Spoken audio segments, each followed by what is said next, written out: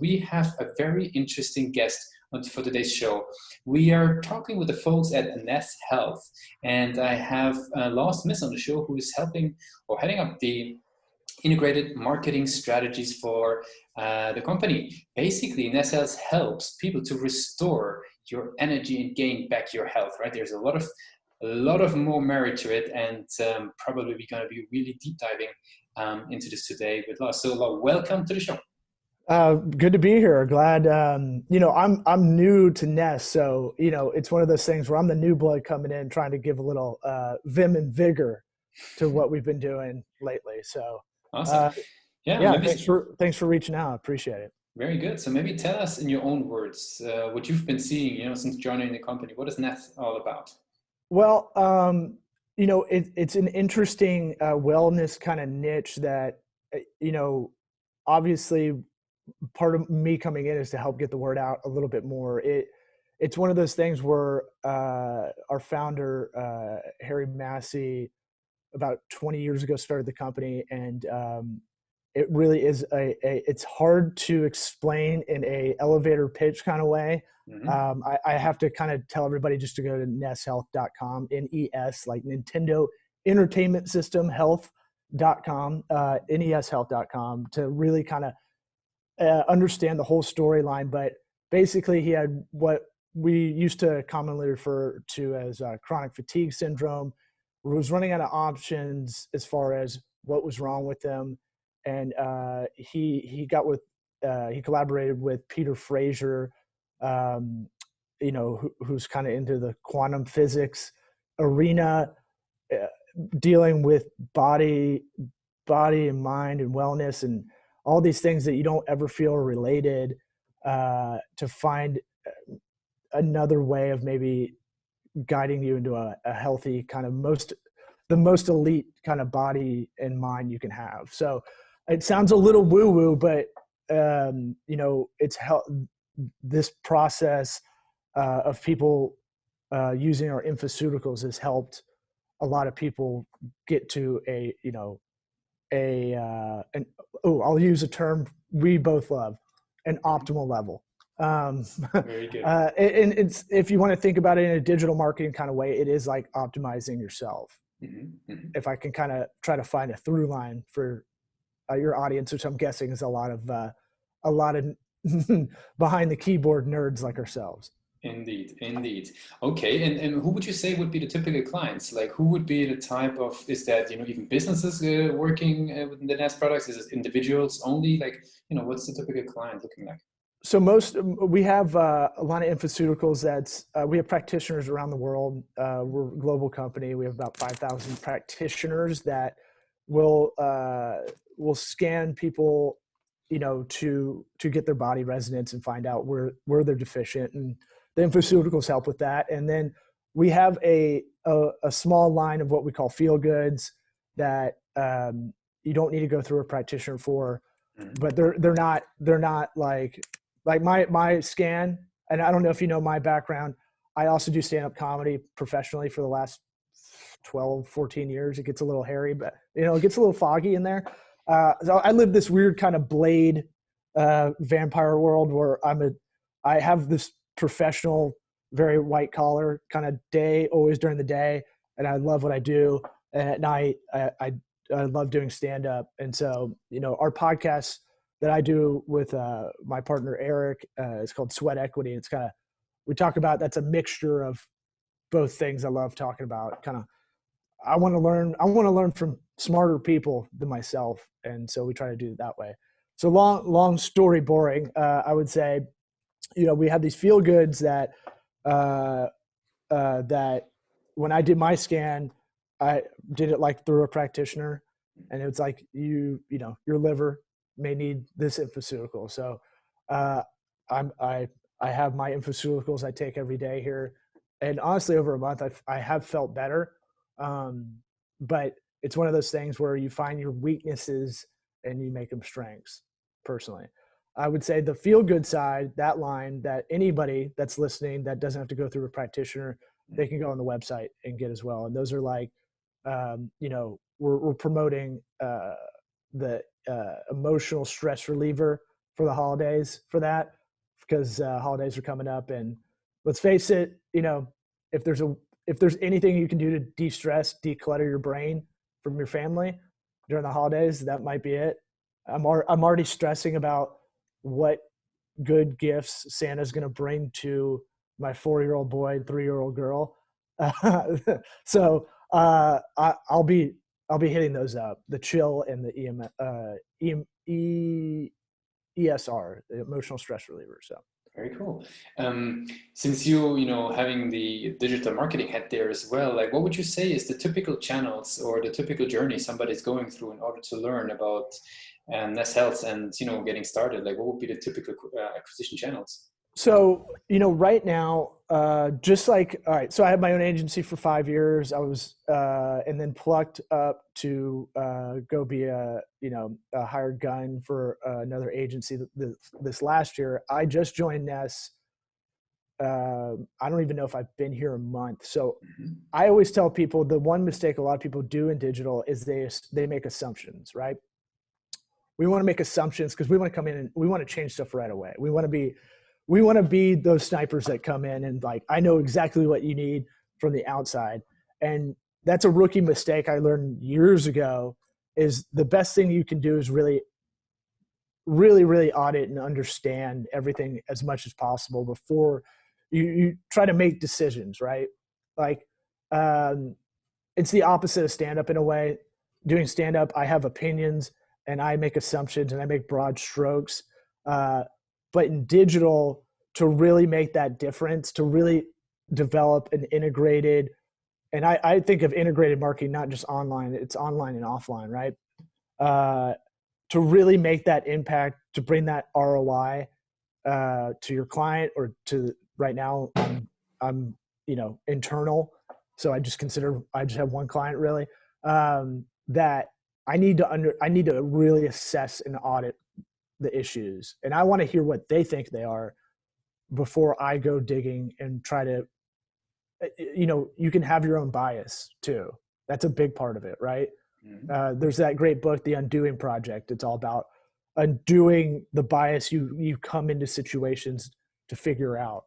It's more about analytics and statistics, but you can trick yourself into going, I know this is the problem for our gen lead or our acquisition cost. And sometimes if your ego's too inflated, you'll stick to that. And I'm always like, try to have a low ego, have enough ego to execute, which is a whole other podcast maybe about digital, where there's a lot of people that say they can do shit and they can't do anything. Sorry, I don't know. Can I cuss on here, or is? Yep, 3 times. You 3 times? Okay. Or well, did I do in the first 10? No, I made it past the 10-minute mark, so it's YouTube okay. But I'm saying like, it's one of those things where you can have your ego and go, I know how to solve this problem. I knew it from the beginning without wavering, which is almost the opposite creed of what you should have as a digital marketer or strategist or specialist. Is you have to be fluid. You have to be able to change on the fly. You have to be adaptable, because no matter what salient strategy you have that you think, oh, this is the truth, I know it because I've done it here, here, and here, and I can do it for this person. That's the beauty of, that's kind of the blessing, the curse of doing this work is, yeah, it works while you sleep, but it doesn't work in perpetuity, right? It is, if anything, it could be harder now because it goes 24/7, right? I see. I'm curious. You mentioned obviously how you approach marketing there. If we're talking about NES, right? Like, what role would you say does the website play for generating new clients? Since you've been joining a couple of weeks ago, even like what role do you see the website playing at the moment? So we're working on a formal strategy to kind of bring a broader brand awareness would be one part. We need to have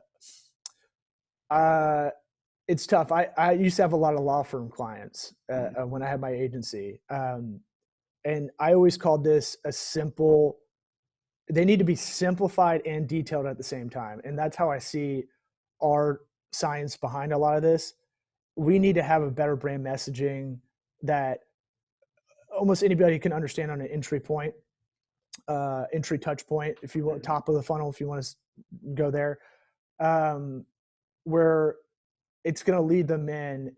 But we have right behind that, as much as they want to engage with it, anybody can understand the science behind it. And if they really want to go deep, they can read the 5 or 4 books we've created internally, and a lot of money spent in research and outside research, honestly, to make.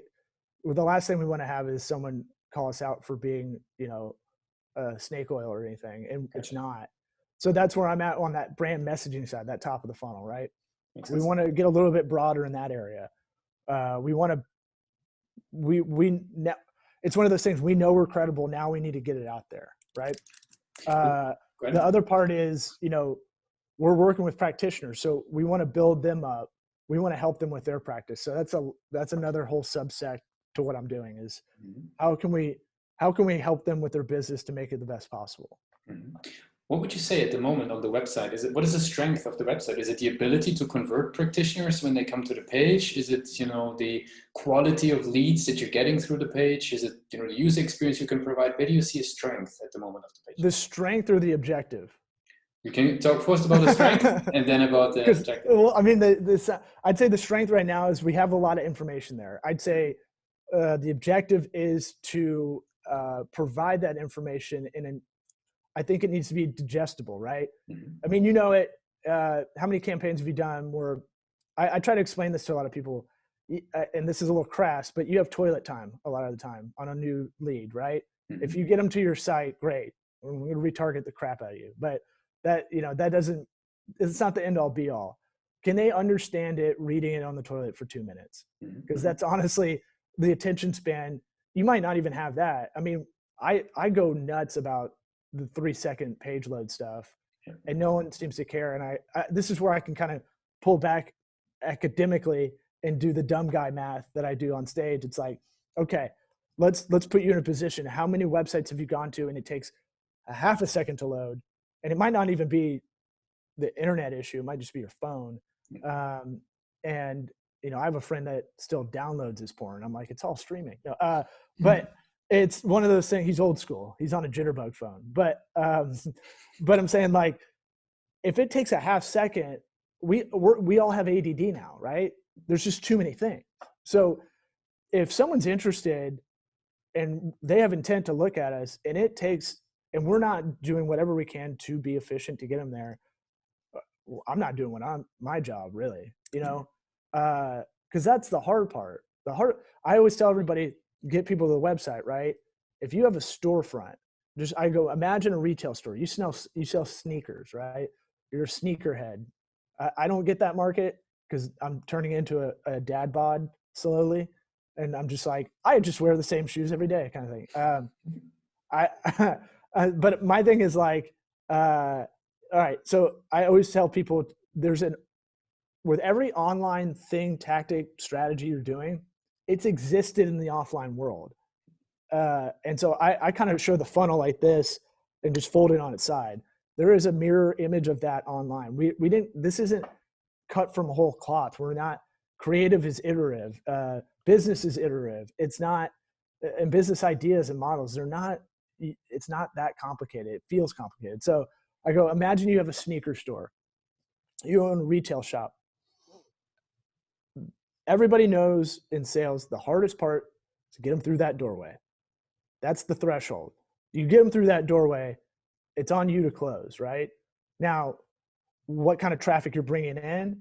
Is the sandwich board sign that's on the sidewalk, is that the kind of walk up you want? Or do you want to be a destination sneaker store because you got, the Yeezys that are $700 that you want the real sneakerheads to spend a lot of dough? Maybe you want both, right? And so, but once you get them through that threshold, that doorway is the threshold. That's almost the finish line in sales if you're doing any kind of retail.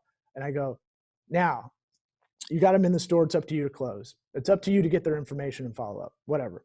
That part's pretty easy. The beauty of digital is once they walk out of that store, retargeting can get 30% of the people that maybe didn't understand what that store was and get them back through that door. This is a very long-winded way of explaining it, but I'd say our strength is we have the information there. I'd say the objective is to be able to make it digestible, if that's a word, to make it a little bit easier to understand on the upfront, and to make it. I really want to work on our UX UI for our practitioner portal. So we have a whole other part of the site that you don't have, that we're trying to provide resources for practitioners to help their business. I see. And so it's a two-pronged thing, right? We want to be broad, and we want to make sure our brand message is out there and it's understood. And anybody that wants to just get our feel goods infoceuticals on that level can do it. But we also, and we need to have, our strength isn't quite our strength yet, just because we just need to reorganize some things. Super interesting. That definitely shows like how you're thinking about the page and what needs to be done. What's the first thing that you're going to be doing, now going in with your marketing head in that team? What's the first thing you're going to be doing for the website?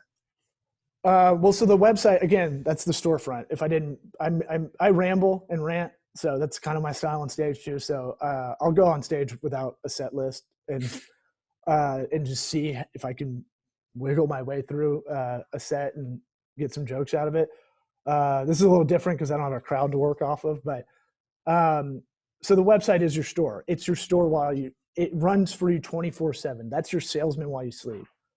I can't express enough the people that downplay how important a website is, because they get caught up in these other channels. And I go, look, maybe you're crushing it on your Facebook page, selling whatever your services or your product through their shop. That's great. It's still not as good. Your website's your hub. Everything else is a spoke, and everything should lead to there eventually. Maybe they buy through your shop over on this other channel on Instagram, but really you want to get them to your site to be coming back. You want them to be a barfly. 100%.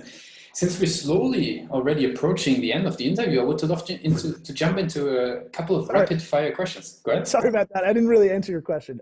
First thing I'll be doing is right now I'm in that audit phase, right? I want to come in and do this, and this, and I really have to remind myself, like almost out loud, understand the problem before you solve it. Makes a lot of sense. Makes a lot of sense. Very interesting, actually, to see your perspective, you having come in, a couple of weeks into the company.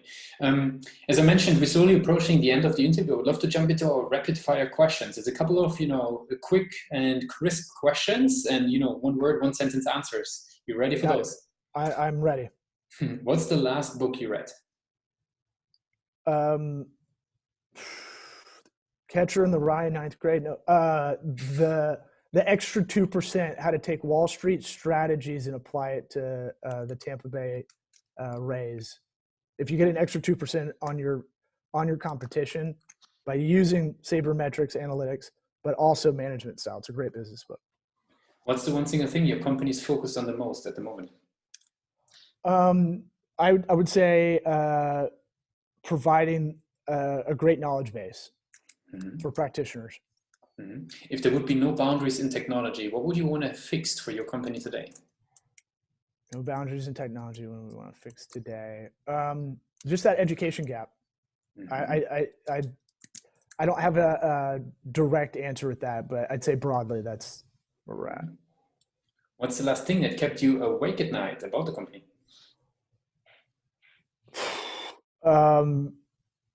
Honestly, probably my own ego about what I can do and make sure I'm doing it in a calculated process. Again, don't get over your skis kind of thing. And the very last question is basically, I like to ask if today would be your first day working with the company, but since you joined a couple of weeks ago, I'm maybe asking, back to your own agency days. If today would be the first day you're opening up your first agency, taking on that marketing head, what would be one advice that you would give yourself? Discipline's the ultimate freedom. Be very disciplined in your schedule, daily, weekly, monthly.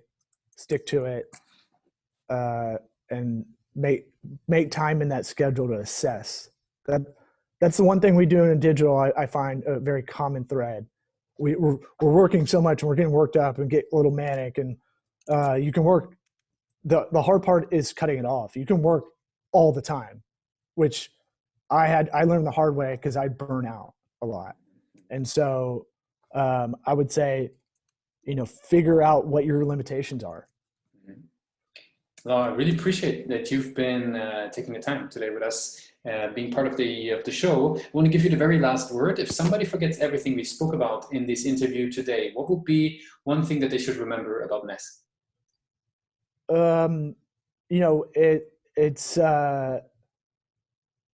It's going to help you get to that optimal kind of mind body. Awesome. Thanks for being part of the show. Thanks for having me.